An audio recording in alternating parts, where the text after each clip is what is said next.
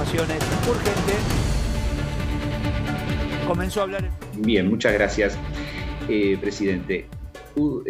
Apelando a su condición de profesor de la facultad y su larga experiencia en la administración pública, ¿nos podría decir si existe, según su conocimiento, algún tipo de limitación normativa sobre la manera como los órganos políticos, me refiero al Poder Ejecutivo, al Congreso de la Nación, definen en las leyes de presupuesto los montos que se asignan a obra pública, inversión que se destina a determinado rubro de la obra pública y cómo se distribuye en el territorio nacional? No existe definitivamente ninguna norma que ponga limitaciones a cómo se distribuye el gasto en la obra pública. Eso es a mi juicio, es una decisión de carácter política no judiciable. Debo confesar que me llama la atención, lo he dicho públicamente, por eso venimos a decirlo en este juicio. Me llama mucho la atención lo que estamos discutiendo en este juicio. Pero si el objeto de la pregunta es en condición de profesor de Derecho Penal... Ahí estaba justo respondiendo. Digo, está bueno esto, verlo sí, así. Es lo verdad, que estaba diciendo acá. Mientras lo veíamos, porque es interesante meterte dentro de estas declaraciones por parte de quien era jefe de gabinete, hoy es presidente, ante la pregunta, ¿no? Ya deja el título. Me llama la atención lo que estamos discutiendo en este juicio. Diciendo su argumento es que no es materia judicial, es decir, que son decisiones políticas el manejo del presupuesto. Se expresan y se manifiestan. Hay momentos en donde urge hacer una obra pública, hay momentos donde para el desarrollo de infraestructura es necesario llevarla adelante, y esos son todos criterios de naturaleza política las que lo determinan.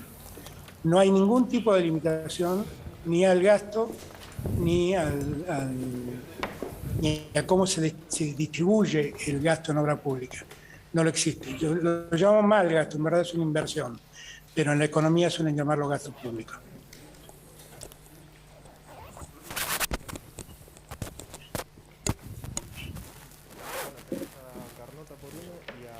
Sí, estoy...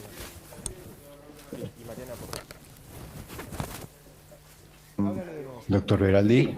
Sí, se me había cortado recién la conexión, con lo cual no pude escuchar en su totalidad la respuesta. Pero, ¿quiere que la repita?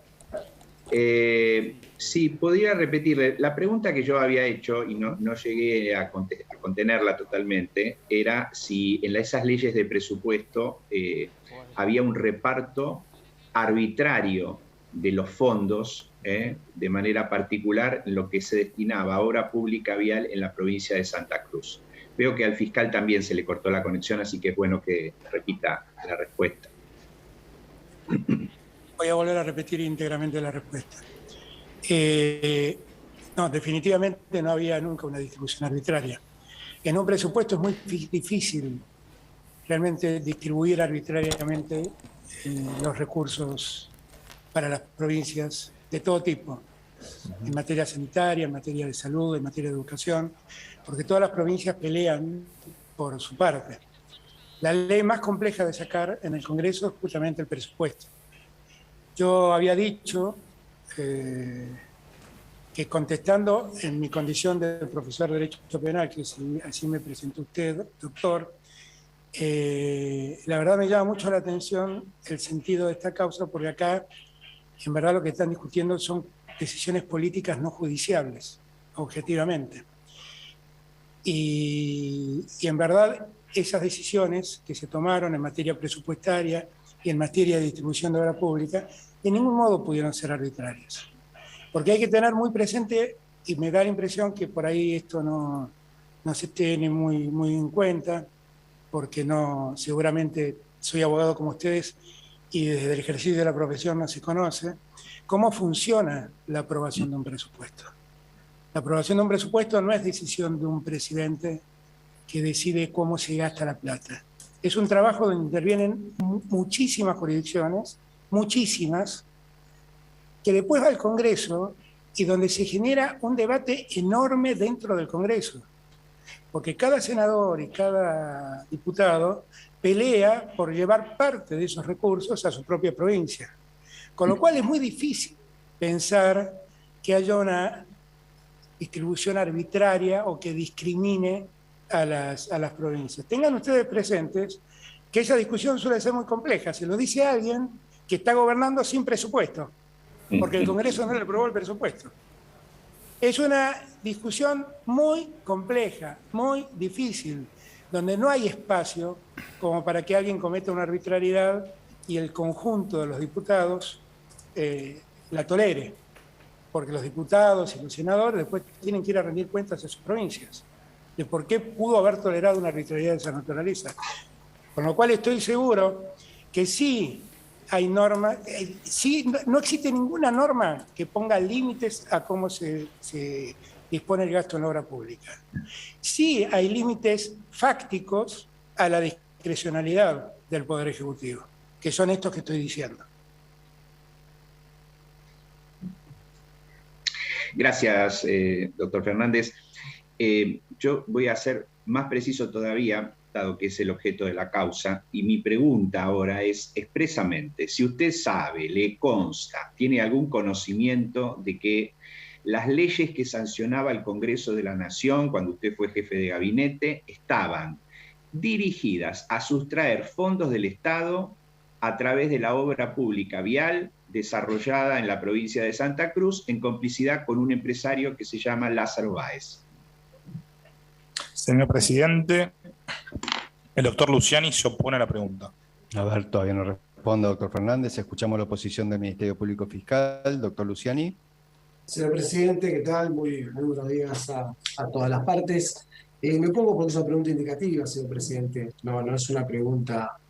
No es una pregunta abierta, es una pregunta que directamente está direccionada a buscar una respuesta. Por lo cual me voy a oponer a este tipo de preguntas, esta, y si en lo sucesivo llegase a haber alguna pregunta en este sentido, también me voy a oponer, señor presidente.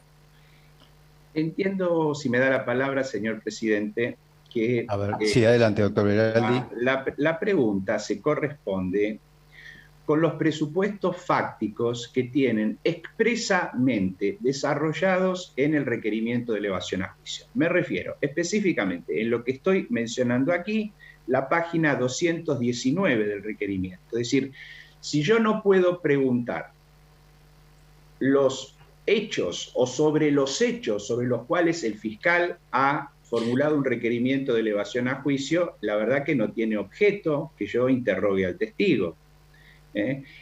Más allá de lo que nos parezca esta acusación, que será objeto de nuestro alegato, lo cierto es que esto es lo que dice el requerimiento de elevación a juicio. Entonces yo quiero saber si el testigo sabe o no sabe algo que pueda aclararnos esta acusación que se está haciendo. Y la acusación específicamente es esa. La acusación específicamente en la página 219, si quieren yo lo puedo leer, habla de que se daban leyes o que se sancionaban leyes para que el señor Lázaro Báez se enriqueciera. Esto es lo que dice el requerimiento, aunque nos parezca insólito, esto es lo que dice el requerimiento de elevación. Entonces yo quiero saber si el testigo que fue jefe de gabinete tiene algo para decirnos con relación a esta cuestión. Gracias, señor presidente. Contrario, doctor.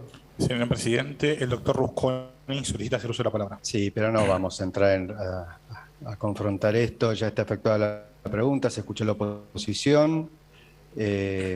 Y ahora nuevamente el doctor Luciani solicita... Qué interesante todo esto que se está escuchando. Hola Fernando, hola Mariana, ¿cómo les va? Hola. Buen día, buen día. Fernando, vos sos abogado. Contame un poquito todo esto de qué se trata. Allí. No, bueno, Porque... esto se trata de una causa que sí. ya viene con una denuncia desde el 2019, le va a dar juicio ahora. El TOF 2 es el que la está llevando adelante. Lo interesante es observar lo que está pasando. A eso me refería, el procedimiento allí, la pregunta responde. Primero, el procedimiento de pandemia vía Zoom ya es novedoso, ¿no? Sí, sí. Está bastante afilado igualmente, se dieron cuenta, ¿no? Excepto que se cayó internet al principio, Sí. ahí en el jugador. Pero lo que quiero decir es que el presidente llega en una situación incómoda ahí, porque el presidente tiene declaraciones previas respecto de esta causa, de la cual ahora tiene que declarar como testigo, propuesto por Cristina, cuando todavía Cristina no le había propuesto a Alberto Fernández ser candidato. Claro. Sí. ¿No? En otros tiempos y en otros momentos. Causa de la cual Alberto Fernández en algún momento dijo en declaraciones periodísticas que están, dijo, lo de la obra pública es una locura y lo más terrible es que nadie dé explicaciones.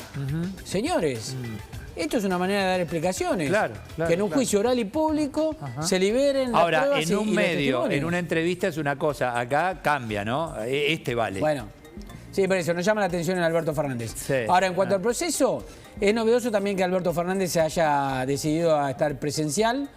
Como lectura política, yo creo que es un gesto hacia Cristina Kirchner. Tiene que ver con de el pacto, acercamiento. ¿no? Tiene que ver con un Exactamente. pacto que es como el punto de partida de este gobierno, en realidad. Claro, porque ¿No? lo podría haber hecho por escrito, tranquilamente, el presidente, ¿no? De la Nación. Pero bueno, él decide ir en un testimonio que lo estamos escuchando, ¿no? Las preguntas del abogado de la defensa que, digamos, en acuerdo con el testigo, propuesto además por la defensa, son preguntas y respuestas que ya están Pactadas, estudiadas, claro. sí, esto está todo estudiado. Pero está bien que sea así. Ahora él dice, ¿cómo se distribuye el dinero para la obra pública? No hay ningún procedimiento para eso, ¿no? Eso son decisiones políticas, pero ¿qué decisión política distribuir todo el dinero hacia una sola persona, no? Sí, Cristina lo llamó decisiones administrativas. El argumento central de Cristina Kirchner es que ella no tuvo nada que ver en todo lo que pasó, si es que pasó algo. Por eso lo pasó, es un rol del jefe de gabinete en ese caso. Sí. Y los mandó a todos. Más aún, ¿no? Dice, es una ley votada por el Parlamento, en la cual está involucrada todas las fuerzas políticas, y después con esa ley el que toma las decisiones administrativas es el jefe de gabinete. Y yo no firmo nada, dice la presidenta. Ahora, quien está del otro lado, yo digo, ¿qué pensará el ciudadano común? Dice, esto va a terminar en nada. ¿Qué crees vos, Fernando? ¿En qué termina esta historia? Mira, puede terminar en nada como puede terminar en algo, pero dentro de mucho tiempo, porque acá habrá una sentencia condenatoria o absolutoria. Veremos, no es Cristina Kirchner la única que está imputada en este juicio, pero esa sentencia va a ser apelada. Y esa apelación tendrá una nueva sentencia que también podrá ser apelada y veremos cómo termina todo. De todas maneras es impactante escucharlo al presidente declarar y escuchar esto que vos decías. Saber lo que dijo antes y escuchar ahora frente a la justicia lo que dice, ¿no? Es impactante. Es impactante porque hasta ahora estábamos viendo o vemos un presidente que se contradice permanentemente con su archivo en su gestión de gobierno. Ahora, esto es ante un tribunal oral federal de la justicia en un juicio oral. Mucho más impactante. Es impactante cómo dibujás lo indibujable. Exacto. Eso es lo que es impactante. Es decir, cómo una persona, con qué cara, después de todo lo que dijo, ahora te pones ahí, ¿viste? Y desdibujás. Igual, para mí hay algo, reitero en esto, no es que en su momento el presidente dijo Cristina robó con la obra pública y ahora está diciendo no robó. Claro. Que podría ser. No, en aquel momento dijo es tremendo y es tremendo que nadie explique nada. Bueno, qué mejor que un juicio oral para explicar todo, ¿no? Entonces tendría que estar de acuerdo él con lo que se está haciendo. Digo esto porque empezó su testimonio diciendo no entiendo qué estamos discutiendo acá. Claro. Bueno. Claro. Bueno, nosotros sí entendemos y queremos saber cómo termina y cómo avanza esto, ¿no? En definitiva. Chicos, que tengan buen